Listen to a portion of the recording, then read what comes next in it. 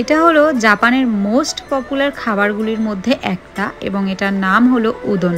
তবে এই রেস্টুরেন্টটার সবচেয়ে মজাদার বিষয় বা সবচেয়ে সুন্দর যে ভালো বিষয় আমার কাছে যেটা মনে হয়েছে সেটা হলো এখানে এই রেস্টুরেন্টের মূল যে জিনিসটা অর্থাৎ উদনের নুডলস সেটা ইনস্ট্যান্ট তৈরি করা হচ্ছে এবং সেখান থেকে নিয়েই বাটিতে নিয়ে হচ্ছে কাস্টমারকে সার্ভ করা হচ্ছে।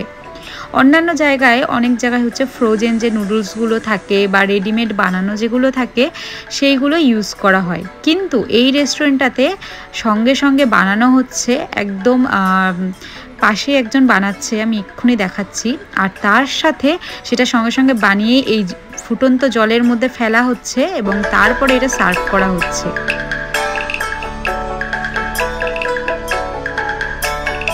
আপনারা আরও একটু ভালো করে খেয়াল করলে দেখতে পাবেন এই রেস্টুরেন্টে যে জায়গাটিতে রান্নাবান্না এবং এসব বানানো হচ্ছে সেই জায়গাগুলি ঠিক কতটা পরিষ্কার পরিচ্ছন্ন। এই রেস্টুরেন্টগুলি মোটামুটি সকাল 7টা থেকে রাত 8টা 9টা 10টা পর্যন্ত খোলা থাকে এবং এই রেস্টুরেন্টটা এতটা পপুলার যে সারাক্ষণ কাস্টমার ভর্তি থাকে। তাছাড়াও এর ভেতরে যে স্টাফগুলো কাজ করছেন তাদের ভালো করে দেখলে দেখতে পাবেন তাদের প্রত্যেকের মাথায় টুপি এবং মুখে মাস্ক তো রয়েছে, তাছাড়া কিছু কিছু মানুষ হ্যান্ড গ্লাভসও পরে আছে।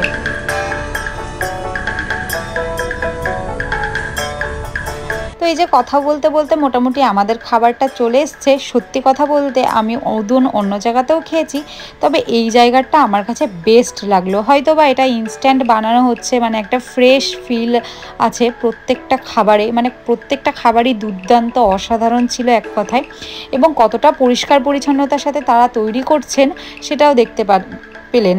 আর জাপানিজরা প্রচণ্ড পরিমাণে হাইজিন মেনটেন করে খাবারের দিক দিয়ে, তারা দর্শনধারী এবং গুণবিচারী সব দিক দিয়েই কিন্তু এই খাবারগুলোকে বিবেচনা করেন। তো যাই হোক, আজকে খাবার খেতে খেতে এখানেই বিদায় নিচ্ছি। ব্লগটি কেমন লাগলো অবশ্যই কমেন্টে জানাতে ভুলবেন না। যদি ভালো লেগে থাকে please please please like comment share করতে ভুলবেন না। টাটা।